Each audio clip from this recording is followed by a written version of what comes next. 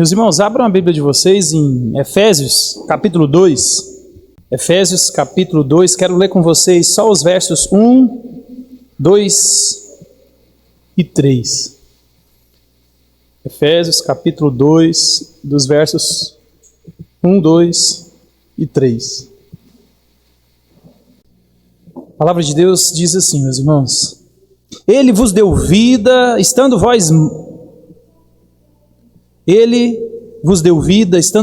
mortos nos vossos delitos e pecados, nos quais andastes outrora, segundo o curso deste mundo, segundo o príncipe da potestade do ar, do espírito que agora atua nos filhos da desobediência, entre os quais também todos nós andamos outrora, segundo as inclinações da nossa carne, fazendo a vontade da carne e dos pensamentos, e éramos por natureza filhos da ira, como também os demais. Vamos orar? Pai, obrigado por mais um dia, por mais uma palavra. E o Senhor é o único que pode descer essa palavra dos ouvidos para o coração. Que o Espírito Santo do Senhor convença do pecado, da justiça, do juízo, e traga conforto, exortação, consolação, conversão e mudança, meu Deus, através da Tua palavra. Senhor, oramos em nome de Jesus. Amém. Meus irmãos, a carta de Efésios é a carta da prisão. Paulo estava preso. Éfeso é a igreja que Paulo ficou mais tempo, né? Então, quando Paulo vai preso, a igreja fica desesperada. Agora está tudo perdido. O pastor foi preso, né? Quem abriu, quem plantou, quem cuidou, e a igreja fica desesperada. E por isso que Paulo, ele escreve a carta para a igreja, para mostrar para eles que não é nada disso. Muito pelo contrário, as coisas estão indo muito bem. É por isso que a carta, ele abre lá no primeiro capítulo, ele vai falar sobre a predestinação. Não, Deus já tem um plano. Deus predestinou, Deus elegeu, Deus tem um povo, e ele vai falar da ordem, né, da salvação. Deus, ele predestinou, ele tem um plano milimetricamente na cabeça, e tudo isso antes da fundação do mundo. Ele vai dizer que esse Deus, ele elegeu um povo, ele vai dizer que Jesus morreu por esse povo, e ele vai dizer que o Espírito selou esse povo. Você vai ver isso tudo no capítulo 1, e depois ele encerra o capítulo do verso 15 até o verso 23 orando. Então Paulo aqui, ele ora para que o pessoal de Éfeso e da igreja pudesse entender o mistério que antes estava oculto, mas agora está revelado. E no capítulo 2 aqui, Paulo, depois de falar para a igreja, confortar a igreja, dizendo que Deus tem um povo, Ele salvou esse povo, Cristo morreu por esse povo, o Espírito selou esse povo, ele vai mostrar para nós aqui um raio-x, ou uma biografia espiritual, minha e sua, antes de nós conhecermos o Evangelho. Então, antes de eu e você conhecermos a Cristo, antes de eu e você conhecermos o Evangelho, ele vai mostrar isso para nós aqui, dos versos 1 até o 3. E depois ele vai dizer, né, a partir do verso 4, mais Deus, ou seja, antes assim, mais Deus, ele nos transforma. E aí ele continua todo o capítulo, mas a gente não vai discorrer ele. Mas aqui, meus irmãos, dos versos 1 até o verso 3 aqui, nós podemos observar uma grande obra realizada por Cristo na vida minha e na vida sua.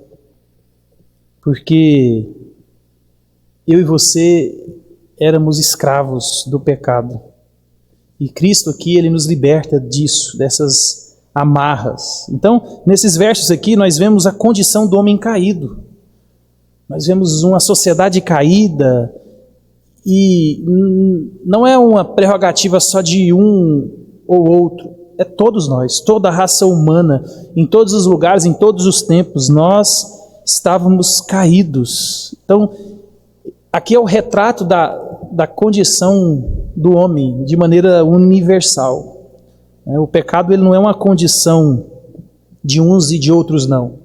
Às vezes até os crentes acham que não, eu não peco mais. Na verdade, acho que a gente conheceu alguém que não pecava. Eu sempre lembro. Mas todos nós pecamos, meus irmãos. Pecado é algo inerente da raça humana.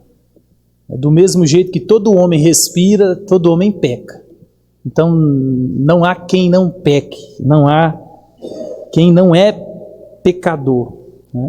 Então, o apóstolo Paulo aqui, ele vai apontar para mim e para você 4 fatos dramáticos a respeito do homem antes da sua conversão. Ele está querendo mostrar para nós a obra magnífica que Deus fez. Mas antes ele vai mostrar quem nós somos. Então lembra, o Evangelho é as boas novas. Por isso que você já tem condição, eu já ensinei isso aqui, mas vamos repetir. Você tem condição de sentar em qualquer igreja, em qualquer banco de grupo pequeno, em qualquer lugar que alguém abre a Bíblia e avaliar se ele pregou o Evangelho. Porque pregar o Evangelho não é dizer que Jesus te ama e morreu pelos seus pecados. Isso é uma verdade, mas falta informação. Então Paulo aqui ele vai mostrar quem é você, quem sou eu antes de Cristo. Aí ele te fala de Cristo, o que Cristo fez. Essa é as boas novas, é informar a condição de quem nós éramos, o que Cristo fez e quem nós nos tornamos em Cristo. Então o Evangelho verdadeiro pregado, ele tem que passar por essa informação. Falar que você é precioso, falar que Jesus tem um plano maravilhoso na sua vida e que Ele te ama, é verdade, mas não é toda a verdade. Talvez é por isso que está cheio de gente na igreja que não é convertido. Na quinta-feira eu falei do livro que eu estou lendo, Então era uma igreja que preocupava muito com isso, e pregava o Jesus te ama, se arrependa dos seus pecados para você não ir para o inferno. E essa mensagem é verdadeira, e é bom de ouvir. Aceitar a Cristo, me arrepender dos meus pecados e não ir para o inferno? Tranquilo, isso é mole, bom pra caramba. Só que não é toda a verdade, porque coloca Deus como um coitado, desesperado. Já viu aquele pessoal que abre comércio, faz promoção, e enfeita, dá brinde, dá desconto para ver se alguém entra lá para comprar? Tem gente que acha que Jesus é esse. Tem gente que acha que Jesus está assim, ei, eu estou precisando, ei, vem cá. Não, meu irmão, você está perdido, você que está no inferno, você que está morto, é você que precisa. Cristo não, muito pelo contrário, Ele saiu de toda a sua glória, saiu do céu, da majestade, da riqueza, pisou na terra, para te falar das boas novas. Então Paulo aqui vai mostrar para nós esses 4 fatos dramáticos a respeito de mim e de você antes da conversão. Em primeiro lugar, eu e você, todos nós, sem exceção, o Manuel, que é o menor. Não, tem o Noah ali. Olha lá, o Noah não sabe nem o que está acontecendo, mas é um pecador, já nasceu em pecado. E você pode perguntar, talvez ele já deu um tapa na cara do pai, da mãe, talvez ele já mordeu o peito da mãe. Ele é um pecador. Então, em primeiro lugar, o homem está morto. Todos nós somos pecadores. Ele vai dizer no verso 1, Ele vos deu vida, estando vós mortos nos vossos delitos e pecados. Na NVI está transgressões. Então, antes de mostrar o sentido dessa morte espiritual, nós vamos explicar o que ela não é.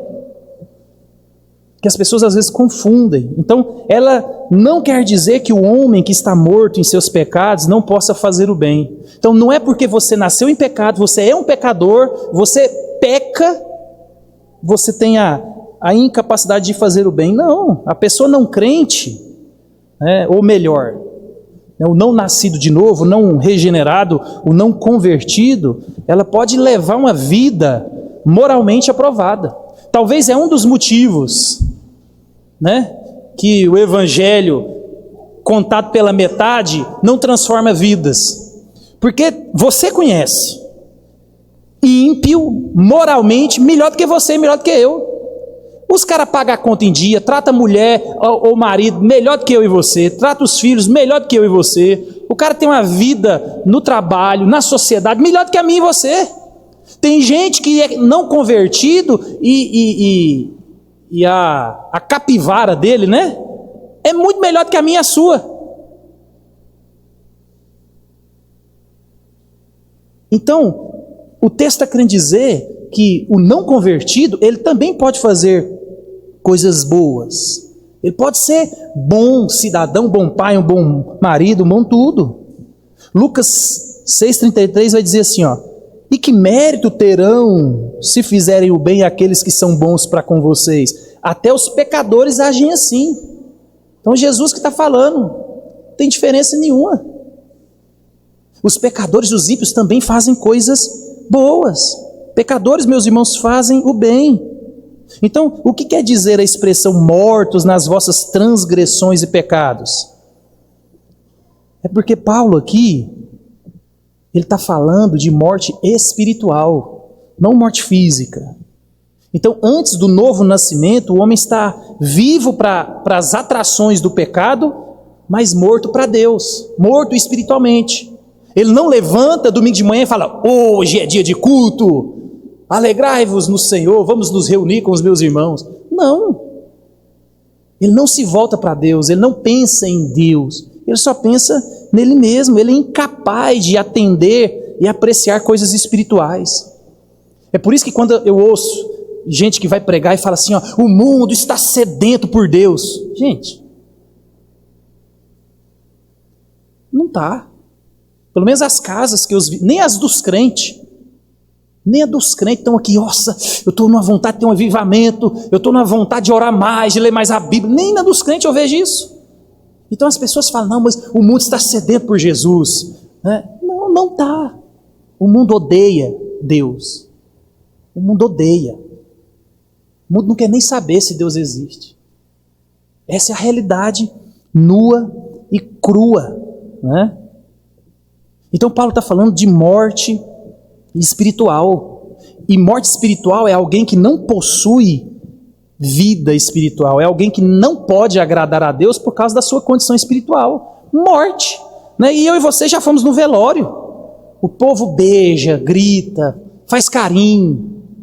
Mas o morto está do mesmo jeito. Porque ele está morto. Então, é a mesma ideia. O morto espiritual é igual ao morto físico. Ele não reage, ele não responde. Ele está morto espiritual. Ele não responde a estímulos. É por isso que quem salva é o Espírito Santo de Deus. Não eu e você. Às vezes as pessoas confundem uma boa oratória, uma boa pregação, o emocionalismo com conversão.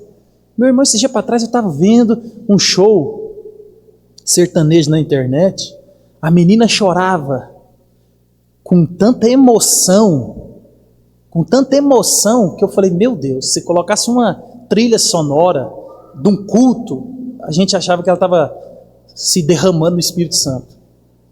É assim, às vezes eu e você escutamos uma música que nos remete a algo e a gente se emociona. E a gente esquece que tem muitos pregadores que fazem isso no púlpito. Técnicas de oratória, técnicas de persuasão, programação neurolinguística e vai, meu amigo. E as pessoas são persuadidas, as pessoas são enganadas.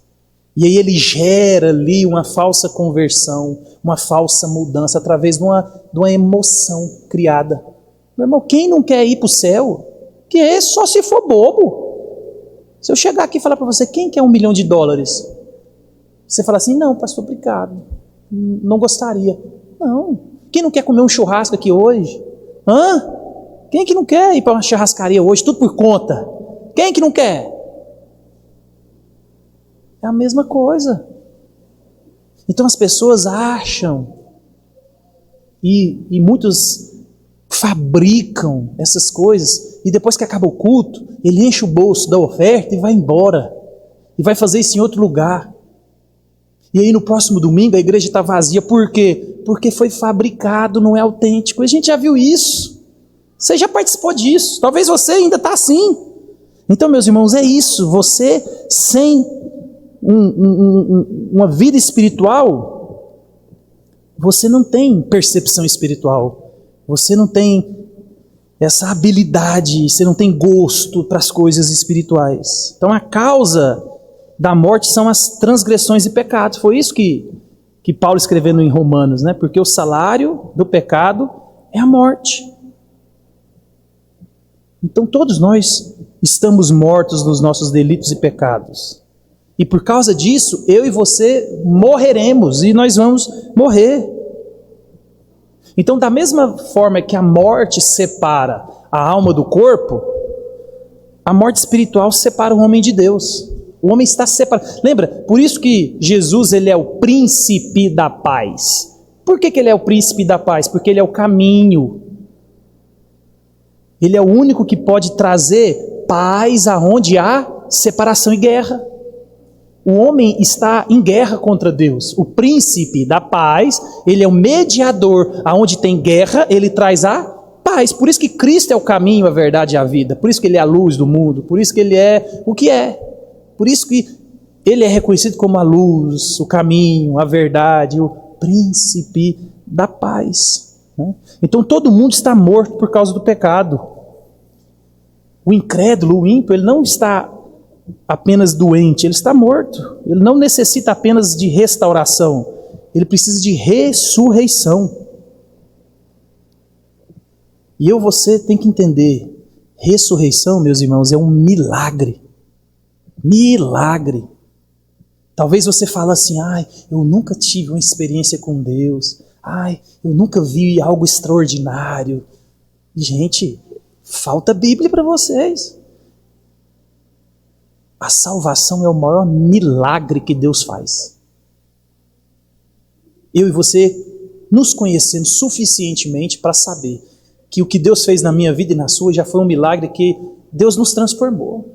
Por mais coisas que eu e você ainda fazemos, Deus ainda fez um milagre, porque nós sabíamos quem nós éramos e quem nós somos. Porque nós, progressivamente, somos maridos melhores, pais melhores, servos melhores. Nós estamos nessa luta, matando a carne, mortificando e nos santificando. Então, meu irmão, você ter recebido a vida espiritual é um maior milagre. Você que conheceu um pai desgraçado, uma mãe que não valia nada, um filho, alguém da sua família que não valia, como se diz o ditado, que o gato enterra, e você vê a salvação que Cristo fez na vida, você precisa de ver outra coisa? Aquilo é um maior milagre, um ímpio, um inimigo de Deus se voltando para Deus. Você vê um morto se levantar, você vê uma perna brotar, você vê um câncer ser curado, isso aí dura só o tempo de vida. Agora, o milagre da ressurreição espiritual do Novo Testamento é um milagre eterno, é para a vida toda. Esse é o maior milagre, meus irmãos. Em segundo lugar aqui, o homem é desobediente. Então, o homem é morto, o homem é desobediente. Versos 2 até a primeira parte do 3 aí, nos quais antes, outrora, andaste, segundo o curso deste mundo, segundo o príncipe da potestade do ar, do espírito que agora atua nos filhos da desobediência, entre os quais também nós andávamos outrora. Então aqui nós observamos 3 forças que levam o homem à desobediência. Quais são os maiores inimigos do homem? O mundo, o diabo e a carne. Então vejamos aqui o mundo. O mundo aqui, meus irmãos, é o sistema. É o sistema que pressiona as pessoas que vivem com seus valores.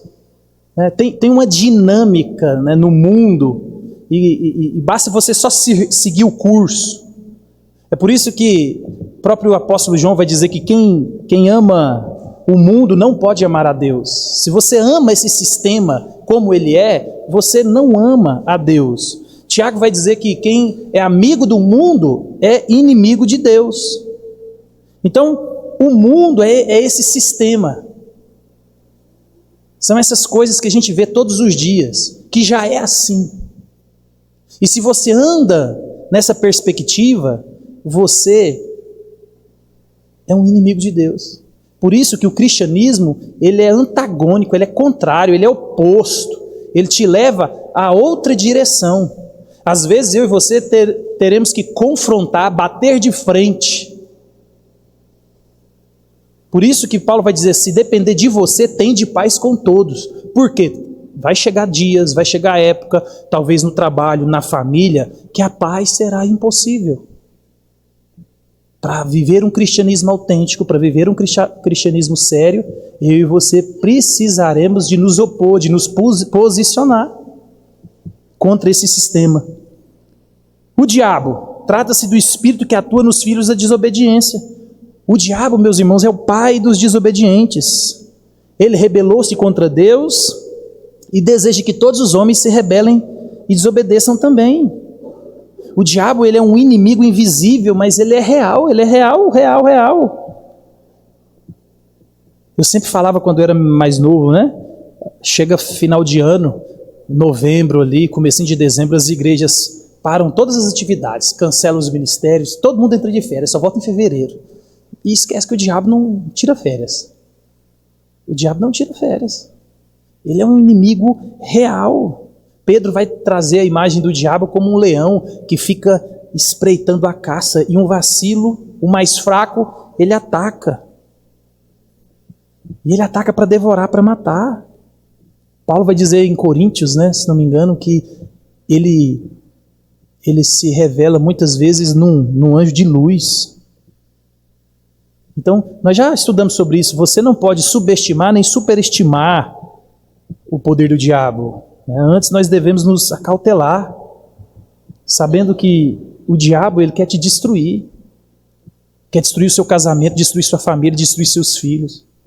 E lembra, o diabo, ele é astuto, ele é inteligente. O diabo, ele quer destruir de maneira irreversível. O diabo não se apresenta como um tridente. Então nós temos o mundo, o diabo e a carne. Qual que é a carne? É a nossa natureza. Nós já nascemos. É esse desejo que nós temos, que brota do lado de dentro. Essa vontade que eu e você temos de falar o que quer, viver o que quer, pensar o que quer. O salmista, né, Davi vai dizer, em iniquidade eu nasci e em pecado me concedeu minha mãe. Então nós somos pecadores, nós somos reféns disso, né? Então há um impulso no nosso interior para fazer o mal. Tem muita gente que gosta de culpar o diabo. Ai, foi o diabo. Ai, foi o diabo. Não, o pecado está dentro de mim, de você.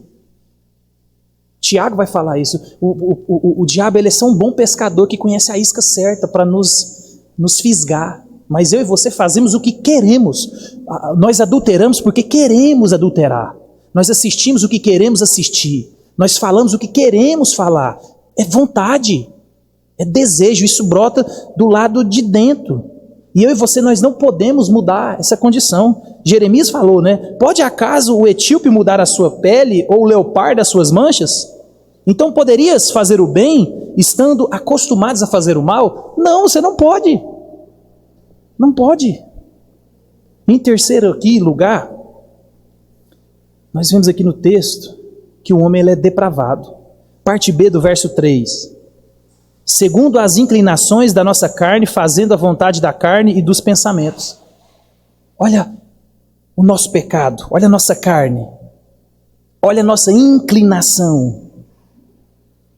O homem que não é convertido, meus irmãos, que não é nascido de novo, ele vive para agradar a vontade da carne, dos desejos e dos pensamentos.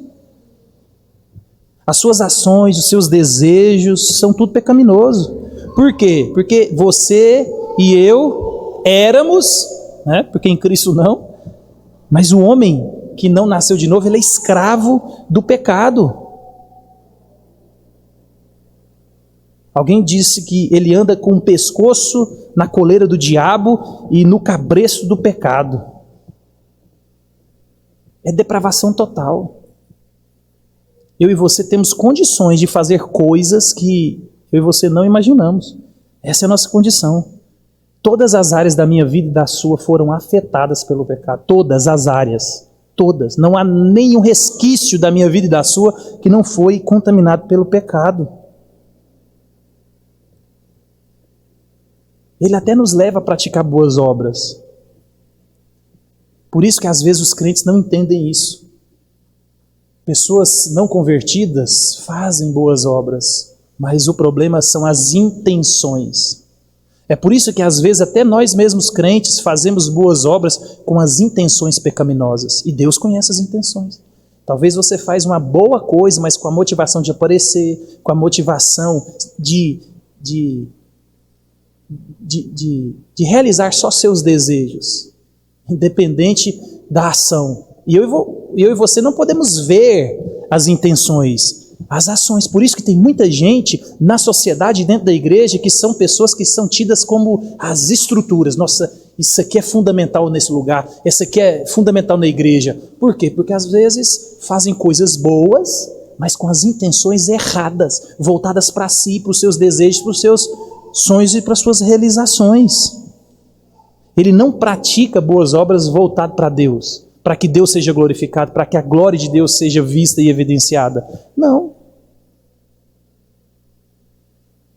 A gente só faz coisas boas se a gente tiver algum lucro.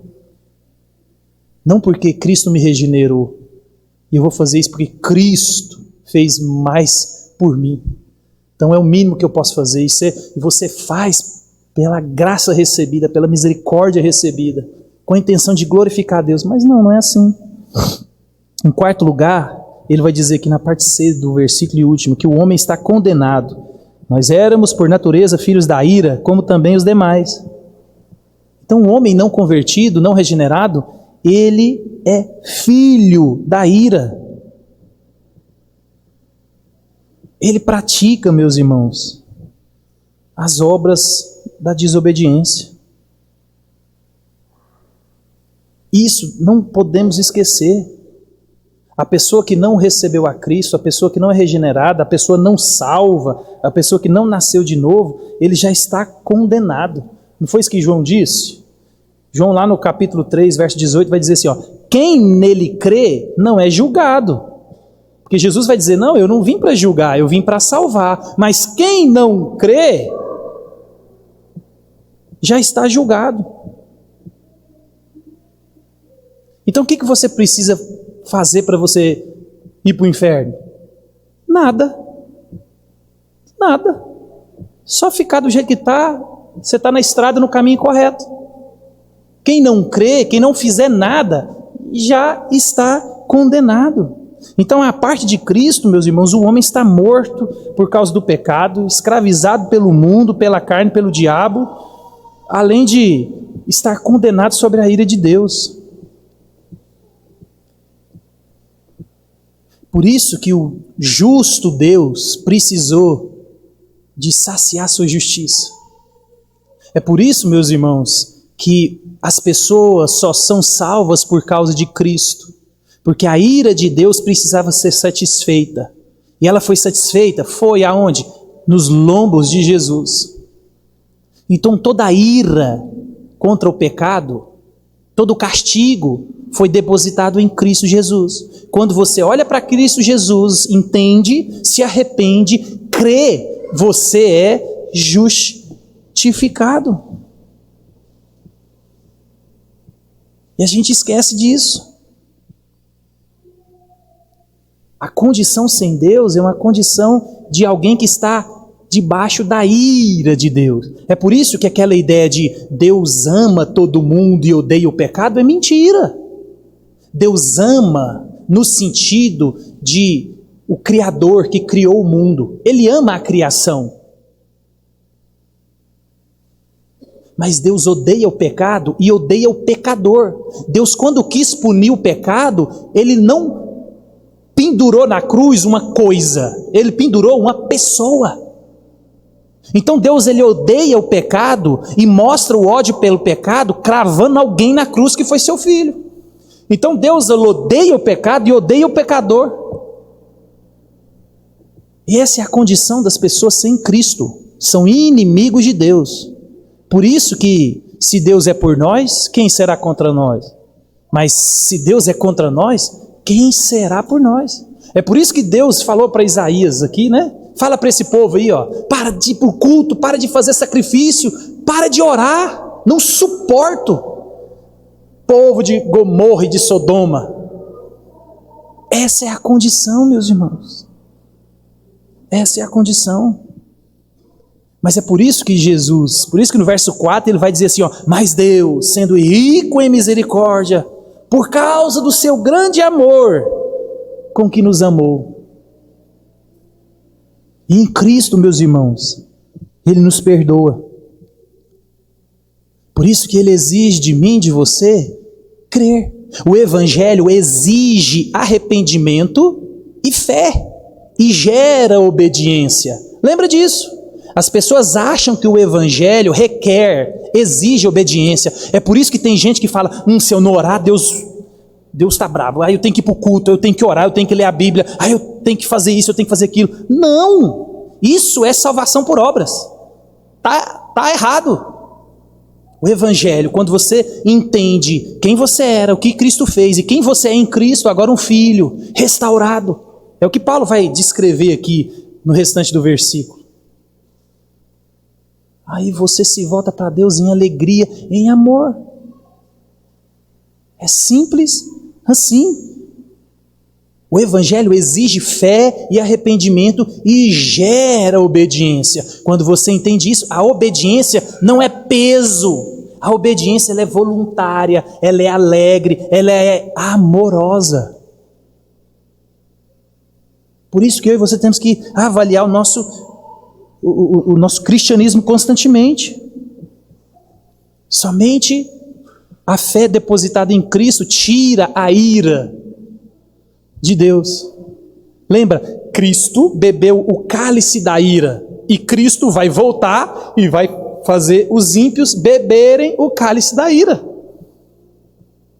Mas quem olha para Jesus e deposita sua fé, alcança a misericórdia. Por isso que lá em Provérbios vai dizer, né? O que encobre as suas transgressões jamais prosperará, mas o que confessa e deixa alcançará a misericórdia. Que misericórdia é essa? A misericórdia de receber o Espírito de Deus pela fé.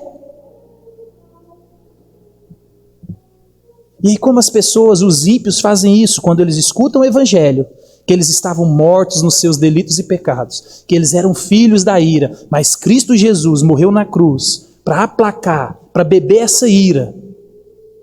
E a justiça de Cristo, ela é imputada a mim e a você, e o meu pecado é imputado em Cristo Jesus, nós somos salvos. Por isso que Paulo vai dizer, se com a tua boca confessares Jesus como Senhor, e no seu coração creres que Deus o ressuscitou dentre os mortos, será salvo. Porque com o coração se crê para a justiça e com a boca se confessa. Olha que simples. Crer e confessar. O confessar algo que aconteceu do lado de dentro. E hoje, meus irmãos, é dia de ceia. Dia de nós rememorarmos, dia de nós lembrarmos o sacrifício de Cristo. E eu sei que um dia você creu com o coração, confessou com a boca.